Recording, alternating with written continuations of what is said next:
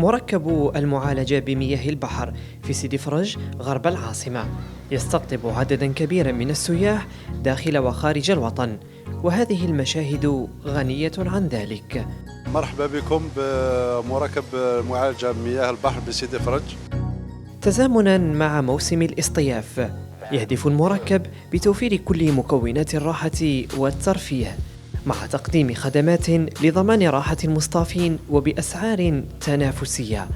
المركب تاعنا استقبل الكثير من السياح من داخل وخارج الوطن، والحمد لله هذا بعد جائحة كورونا، يعني كان توافد كبير من الزبائن، وهذا اللي يعني رانا قايمين على الاستقبال 24 ساعة على 24 ساعة وتقديم كل وسائل الراحة للمصطفين تاعنا.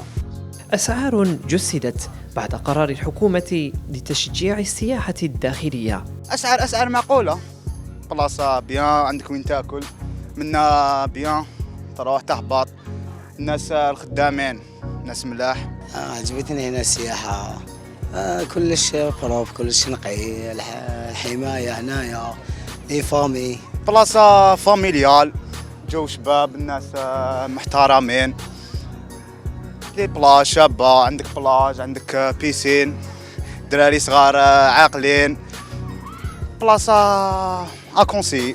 على غرار المركب يتم بناء مشروع جديد بالقرب منه، عبارة عن فندق يتكون من أسرة إضافية وخدمات جديدة، ما يجعل المركب بارتفاع قدرة استيعاب لهذا الصرح.